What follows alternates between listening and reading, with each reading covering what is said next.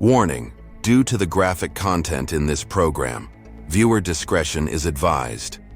Sometimes the headlines read like a horror novel. And then you realize, this one's real.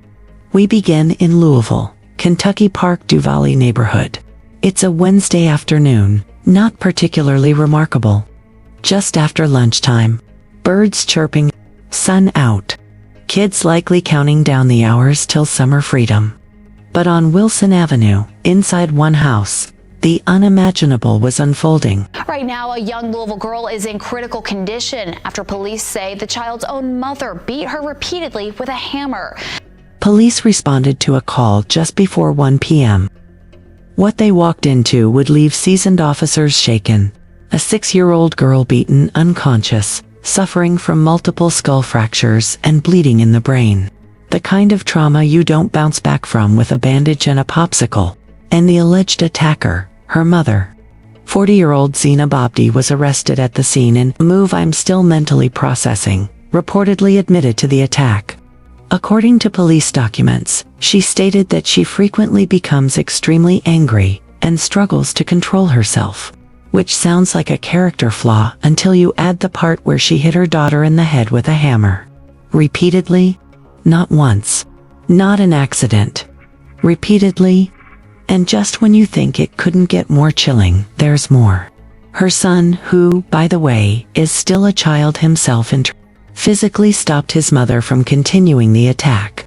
And in the midst of being restrained by her own son, Abdi is alleged to have screamed, "Let me finish her." Now, I've covered a lot of dark stories. But the idea of a child needing to protect his sibling from their own parent, that hits a different nerve. The little girl was rushed to Norton Children's Hospital. As of the last report, she remains in critical condition. Doctors are fighting to save her life. And that boy, her brother, may have very well saved it. Zina Bobdi is now facing charges of attempted murder and domestic violence. She appeared in court the following day. The judge, visibly disturbed, set her bond at $500,000 and issued a strict no-contact order with any child. Not just her own children, any children. And frankly, good. The preliminary hearing is scheduled for June 30th. But even before a trial begins, this case has already raised questions and eyebrows. About rage. About mental health. And about what warning signs, if any, were missed. Neighbors have been reeling. One woman called it disgusting. Another said it made her feel afraid for her own kids.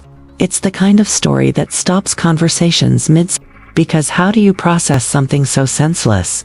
Now, you may be wondering, how does someone get to that point? How does a mother turn a tool into a weapon against her own child? The short answer is, I don't know. The longer answer, sometimes, people carry darkness that doesn't announce itself until it's far too late. We don't yet know the full backstory. We don't know if there were prior incidents, or cries for help, or quiet warnings whispered behind closed doors. But what we do know is that a child is in a hospital bed, her brother is carrying trauma no child should bear, and a community is left staring into the void of what could have been another obituary. And I'll just say this: if you ever feel that kind of rage building in you, there is no shame in asking for help. What is shameful is pretending it doesn't exist until a 6-year-old pays the price. This story is ongoing, and something tells me June 30th won't be the end of it. I'm Vanessa Hartwell. Thanks for watching. Be good to each other, and check on the people who say they're fine. Sometimes they aren't, and sometimes, everyone around them pays for it.